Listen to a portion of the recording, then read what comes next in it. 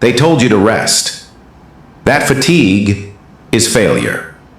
That if your brain hurts, it's time to stop. But here's the truth. The people who told you that never built anything worth remembering.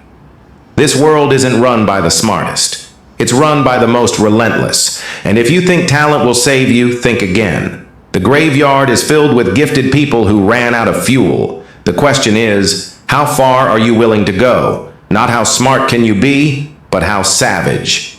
You've been tricked, conditioned to equate mental pain with permanent limitation. But mental pain isn't a wall, it's a door. And most never even try to open it, because they're too afraid of what's on the other side. Raw, unstoppable focus, obsession, grit. Those aren't gifts, they're built, and you're about to learn how. Intelligence is a spark. Effort is the flame. The world keeps worshiping sparks, ignoring the fire. That's why the lazy genius gets left behind while the relentless average man builds empires in silence. He's not the most brilliant. He's just the most dangerous, because he doesn't stop. He doesn't negotiate with comfort. He doesn't flinch. If you want a comfortable life, this video isn't for you. If you want to be average but clever, go back to school. But if you want to burn through your mental limits like they never existed, if you want to turn your brain into a weapon that slices through every excuse, every distraction, every genius who thought you couldn't catch up, then stay and listen closely. This is not motivation. This is war between the self you were taught to be and the one hiding in the dark, waiting to be unleashed. You were lied to. This is the antidote. Welcome to the system no one taught you, because it threatens every mediocre thinker alive. Let's begin. They told you intelligence is everything, that IQ is destiny, that if you were born smart, you won. But look around. How many gifted kids do you know who never did a damn thing with their life? Straight A's, praise from teachers, top of the class, and now they can't even focus for 30 minutes without melting. Let's get something straight. Intelligence is not a superpower, it's a tool.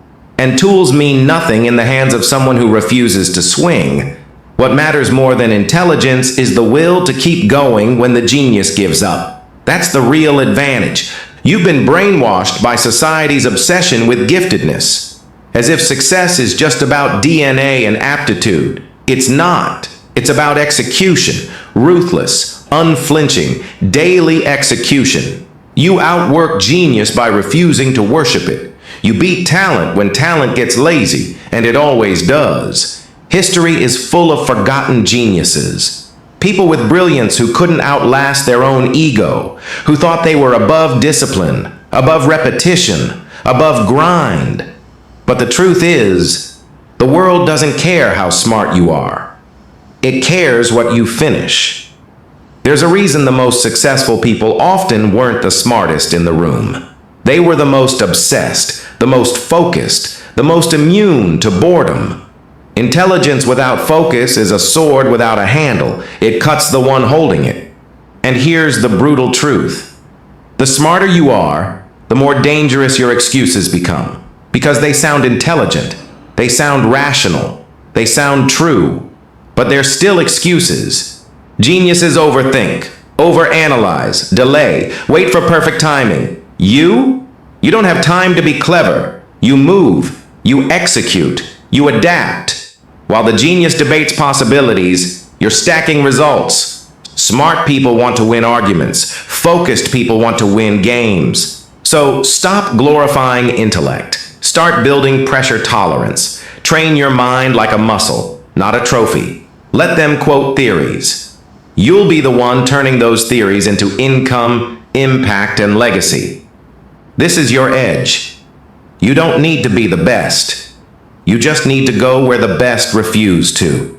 Into the grind, into the silence, into the parts of life that look boring on the outside, but produce monsters on the inside.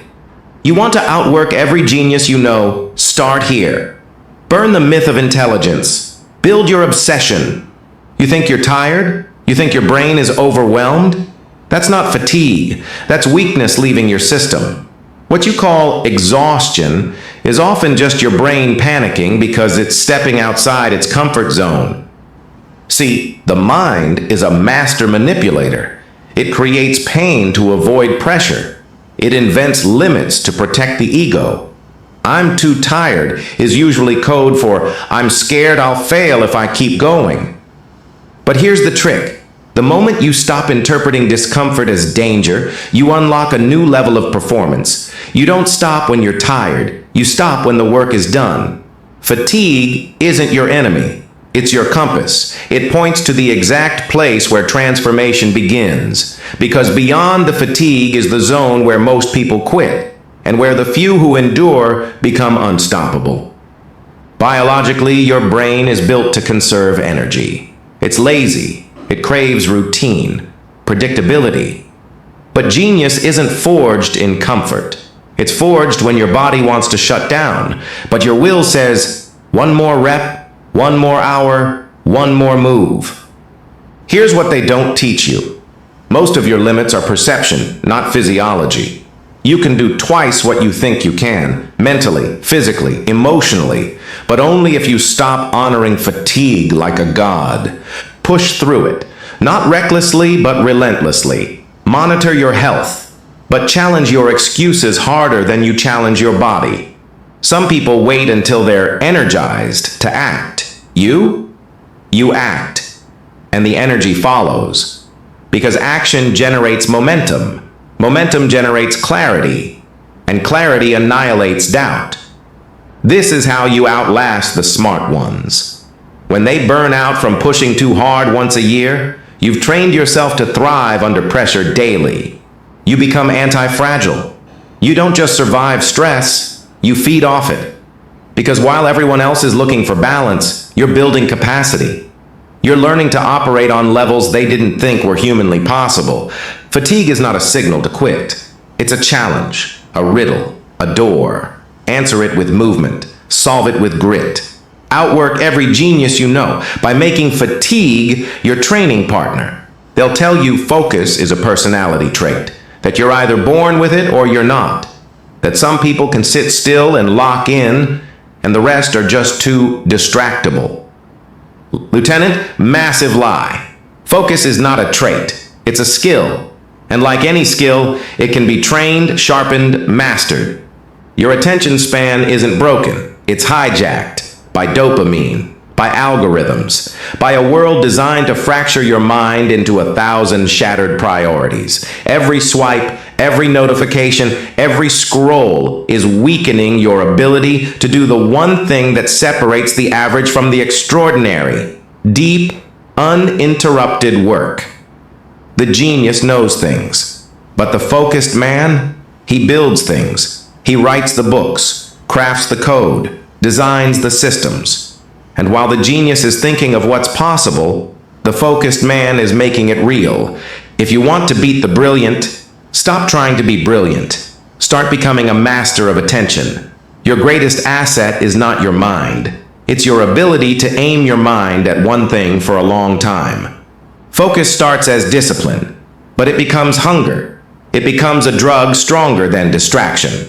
Because when you felt the high of full mental presence, everything else starts to feel like static. Build rituals, time blocks, eliminate noise, get ruthless with your schedule.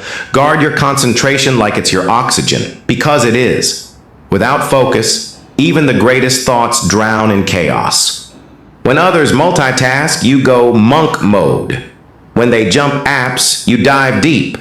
When they try to keep up, you disappear into the tunnel. Here's your edge. While they chase novelty, you train consistency. While they try to look smart, you work silently. And in silence, you grow dangerous.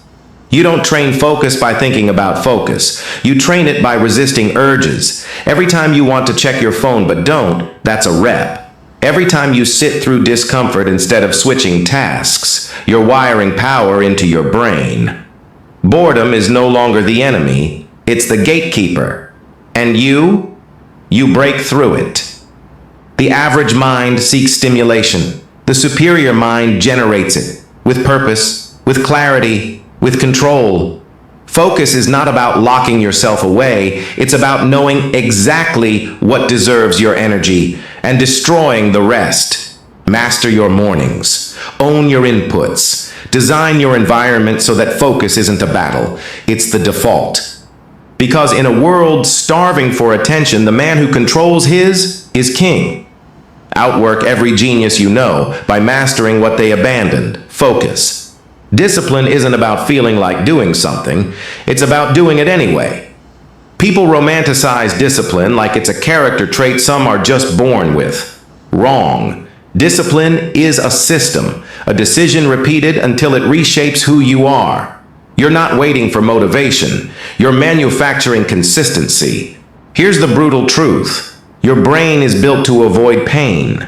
It's wired to protect, conserve, retreat. So when you train discipline, you're not just pushing yourself, you're overriding millions of years of evolutionary programming. That's why it hurts. That's why it works. Every time you do what you said you'd do, especially when you don't feel like it, you earn internal respect. And respect is fuel. You stop being a liar to yourself. You stop negotiating with excuses. You become someone you can trust. The genius might get it done when it feels right. But the disciplined man gets it done, regardless. Discipline is brutal. It's not romantic. It's not aesthetic. It's ugly repetition. It's waking up at 5 a.m. with zero applause. It's choosing your future over your mood, again and again and again. You don't rise to your potential, you fall to your systems. And systems are built on discipline, scheduled work, tracked progress, non-negotiable routines, simple, boring, ruthless. The world rewards the man who finishes, not the one who starts brilliantly, the one who shows up, again and again and again, until showing up is part of his identity. Let them mock your routine, let them scoff at your consistency. While they chase highs, you build muscle. While they wait to feel ready, you bleed through your repetitions. And those repetitions, that's where the fire is forged. Discipline makes you dangerous, because once you master your ability to act despite resistance, you become untouchable. Feelings lose power, procrastination dies, and even talent starts looking weak in your shadow. But here's what nobody tells you. Discipline doesn't make life easier. It makes you stronger. Strong enough to stare down chaos and say, move. Strong enough to sit in silence while others beg for stimulation. Strong enough to run toward what everyone else runs from. Most people are terrified of being alone with themselves. That silence, that stillness, it exposes them. But the disciplined man, he thrives there. Because he's built a structure within, a rhythm so ruthless, not even the noise of the world can break it. That's the true gift of discipline.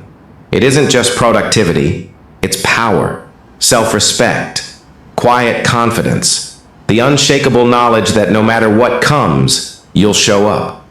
And once you understand that, you stop chasing permission. You stop begging the world to give you a break. You become your own momentum. Your own reason, your own damn army.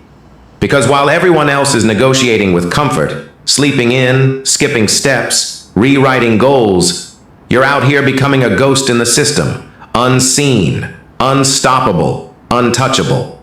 And over time, the world will take notice. It won't be loud, there won't be applause, but doors will open, walls will crack, and the same people who laughed at your routines will wonder how you passed them. That's discipline. It's not loud, it's not pretty, but it's the only thing that can't be taken from you. Because it lives inside. And when the genius burns out, when the talent plateaus, when the loud ones disappear, you'll still be moving. You're no longer the man chasing motivation. You're the machine built to move forward. And machines outlast geniuses every time. Talent is loud, obsession is quiet. You've seen it. The talented guy walks into a room and everyone claps. He talks about how easy things are for him. He starts strong, impresses fast, then disappears. Burnt out, distracted, or worse, satisfied, because talent gives him quick rewards and kills his hunger. But the obsessed man, he doesn't care who's watching. He doesn't crave applause. He's too busy building. Obsession is the difference between I'll try and I'll die before I quit. It's not passion. Passion fades. Obsession becomes you. It rewires your thinking, corrupts your comfort, hijacks your habits. It doesn't ask for balance. It demands sacrifice, sleep, comfort, attention, even relationships. The obsessed man bleeds for what he wants, and that blood, that's the price talent is never willing to pay. This is the part no one tells you. Obsession is terrifying because it isolates you. It turns late nights into war zones. It turns weekends into work days. It forces you to choose between being liked and being legendary. The genius thinks obsession is unhealthy. Of course he does, because obsession would expose his laziness, his comfort, his ceiling. But obsessed people, they don't live in ceilings. They tear them down and then build higher ones. The average man works when he has time. The obsessed man makes time. He's not fitting it in. He's bending his reality to fit around his mission. And that mission, it isn't optional. It isn't negotiable. It's oxygen. You want to know why obsession wins? Because talent sleeps. Talent takes breaks. Talent gets bored. But obsession doesn't. Obsession outlasts talent. It humiliates talent. It buries talent in silence. While others drift from goal to goal like tourists, the obsessed man digs one tunnel so deep he breaks through hell. And he doesn't care, because hell is temporary. Obsession isn't. Every time you skip a party to stay in the lab, every time you miss sleep because you're studying game film, every time you stay with the process instead of chasing attention, you separate. Most people want to be noticed. Obsessed people want to disappear. Into the work, into the repetitions, into the grind no one claps for. You don't need more potential. You need more pain tolerance. Because obsession isn't pretty. It doesn't wear nice clothes or give TED Talks. It's sweat. It's isolation. It's staring at the same page for hours until it bleeds meaning. And the people around you, they won't understand. They'll tell you to relax, that you're overdoing it, that you're wasting your youth. But what they really mean is, they don't have the guts to become what you're becoming. They're afraid of what your obsession says about their comfort. Let them talk. While they're sleeping, you'll be sharpening. While they're recovering, you'll be sprinting. While they're laughing, you'll be building. And one day, when your name echoes in rooms they'll never enter, those same people will call you gifted. They'll never understand it wasn't gifts. It was grind. Obsession is lonely. But legends are born alone. Because the moment you trade comfort for commitment, the world tries to slow you down. Not because you're wrong, but because you're dangerous. So be dangerous. Let obsession take over. Let it devour your excuses, melt your fears, silence your doubts. Let it become your engine. The genius may win the battle, but the obsessed man wins the war. Your mind is a battlefield, and every single day it's under siege. Not by grand enemies, but by tiny constant attacks, notifications, noise, doubt, opinions, guilt, endless tabs, meaningless conversations. You lose the war for focus not with a bang, but with 1,000 paper cuts. And that's why you need a fortress, a mental structure so ruthlessly intentional that even chaos starts hesitating before knocking. This fortress isn't just about silence. It's about sovereignty. You can't control the world, but you can control the gate to your attention. You can design your hours like a general prepares for war. Clear desk, closed tabs, phone gone, distractions starved, rituals enforced. Your space becomes sacred, not because it's peaceful, but because it's engineered. And that's the difference between the average and the elite. The average man hopes to focus. The elite man eliminates the option not to. You don't build this overnight. It starts with boundaries. You decide who gets your time and who doesn't. What enters your feed? What touches your morning? What earns your response? Most people guard their money more than their focus. But your mind? That's your greatest asset. And every time you let something useless steal 5 minutes, you weaken the fortress. The fortress is not for comfort, it's for power. Inside it, deep work becomes default. Boredom becomes productive. Discipline stops feeling like effort. It becomes identity. Your habits become code. Your thoughts sharper. Your execution cleaner. And eventually, this fortress doesn't just protect your focus, it amplifies it. The genius stumbles when his environment pulls him apart. But the fortress builder? He multiplies his intelligence by subtraction, by controlling his inputs, by designing a world where nothing weak survives. And when that's done, when your cognitive fortress stands unshakable, there's only one direction left to move: forward. There's a state where everything disappears: doubt, fear, time, even your own voice. It's called flow, not the casual kind, but the kind that turns mortals into monsters.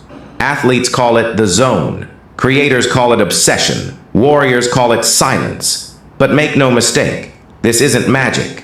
It's a weapon. And if you learn how to trigger it, you become something else entirely. Flow is the brain's highest performing state. Not when you're trying, not when you're forcing, but when everything aligns. Focus, speed, clarity, instinct, and the work becomes you. Hours pass like seconds. Complex ideas unfold like instinct. The genius thinks hard. But the flow state? It thinks for you. That's the weapon. Not just intelligence, automatic precision. But here's the secret no one told you. Flow can be engineered. It's not luck. It's not inspiration. It's biology. It starts with challenge. Not too easy. Not impossible. You need stakes. Then comes focus. Deep, undisturbed immersion. No multitasking. No checking. No exit. And then comes the third ingredient. Elimination of self-consciousness. You forget who you are, what you look like, what time it is. You're not a person working anymore. You are the work. Most people will never taste this state because they never sit in discomfort long enough to cross the threshold. They bail, they shift, they distract, and flow doesn't reward the distracted. It rewards the obsessed, the ones willing to earn the silence behind the noise. When you master this state, work becomes transcendence, productivity becomes poetry, and intelligence, it becomes irrelevant. Because in flow, even average minds operate like elite machines. Forget talent. Learn flow. It's the final weapon. Flow isn't stumbled into, it's summoned. And those who consistently touch it don't rely on chance. They build a ritual. A dark, deliberate entry protocol that prepares the mind like a blade before battle. No noise, no confusion, just intention, discipline, and silence. Most people think flow is emotional, something that happens when you're inspired. That's a lie. Flow is mechanical, biological, and it's triggered through repetition and environmental control. The ones who tap into it daily? They follow a ritual so sacred, so boring, it would terrify the casual mind. It starts with isolation, a dedicated space, clean, minimal, cut off from stimulus. This isn't a coffee shop with vibes, it's a bunker. A space that tells your brain, this is where we go to war. Your body learns. It begins associating that environment with singular purpose. Then comes the preparation phase, same time. Same sequence, no surprises. Sit, breathe, open tools, close distractions, play the same instrumental track. It may look rigid from the outside, but inside, your neural circuitry is winding up, readying for ignition. The predictability signals your brain to shut down the survival chatter and hand the wheel to your prefrontal cortex. That's where high cognition lives. Next is the gatekeeper rule. No exits for 90 minutes, no email, no messages, no browser tabs outside your task. You train your brain that once it enters this ritual, there's no escape. It either performs or suffers. Over time, the suffering fades. Performance takes over. Flow becomes faster to access, easier to maintain, stronger in intensity. Add friction to exit. Remove friction to start. That's the key. Make distractions harder to reach. Disable apps. Block sites. Put your phone in another room. At the same time, make starting effortless. One button, one file, one interface. The mind follows the path of least resistance, so build it with intention. And finally, emotional detachment. You don't wait to feel ready. You enter the ritual no matter your state. You don't chase motivation. You execute routine. Like a soldier polishing his rifle before battle, not because he feels like it, but because it's necessary, sacred, non-negotiable. The average man waits for clarity. The elite man creates it through ritual. And the longer you run this protocol, the more predictable flow becomes. Until one day, you're not begging for a spark. You've become the match. This is the dark ritual, not for the weak, but for those willing to give up chaos in exchange for control. You now understand the lies. You've built your fortress. You've learned to trigger flow. But knowledge is not transformation. Ritual is. You have 90 days to destroy the civilian version of your mind and rebuild something darker, sharper, and untouchable. Here's how. Week 1 to 3. Neural purge. The first phase is destruction. You must kill comfort. You must erase the noise you've normalized. Every day for 21 days, initiate a 2-hour deep focus sprint. One block, no notifications, no breaks. The point isn't productivity, it's obedience. You're retraining your nervous system to stop seeking escape. Before each session, take a cold shower. Sit in silence for 5 minutes. Enter the work bunker with ritualistic calm. And each day, eliminate one source of distraction from your environment. Apps, tabs, people, or places. You're not just cleaning your space, you're programming your mind for war. Week 4 to 6, dopamine recalibration. Now we rewire your reward circuitry. Social media, deleted. Sugar, cut. Entertainment scrolling, gone. This is where most break because they don't understand the system. You're not depriving yourself. You're taking back control from the dopamine loops hijacking your drive. Replace fake rewards with real ones. Focus, progress, frictionless recovery. Your only pleasure comes from execution. Begin your mornings with a brutal, non-negotiable task, the hardest one first. This is where laziness dies. You no longer wait for motivation. You strike before thought. Week 7 to 9, neural overclock. By now your focus muscle is forged. Time to push the limits. Upgrade to 3+ hours of deep work daily. Split it into 2 blocks, morning and night. Trigger the full flow entry protocol before each. No emotion, no delay. You enter on command, like a weapon unsheathed. Add performance logs. Track what you did, how deep you went, how long it took. Reflection is reinforcement. This is when people start noticing. You're colder, sharper, quieter, because you're not thinking anymore. You're executing. Week 10 to 13. War mode. This is the final transformation. You're no longer a man trying to change. You're a machine built to operate. No breaks longer than 15 minutes. No reactive behavior. Your mind now obeys.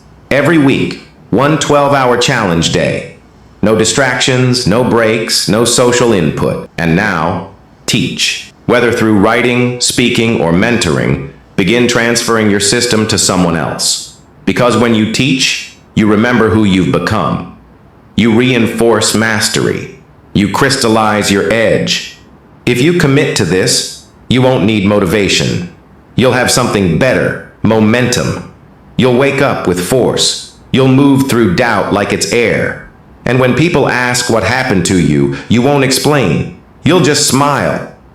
Because nothing happened. You just stopped obeying the leash. You've been given a door. The key is not in your hand. It's in your spine, your lungs, your breath as you grind past exhaustion. 90 days, one shot, burn the leash. This isn't self-help. This is Dark Horse.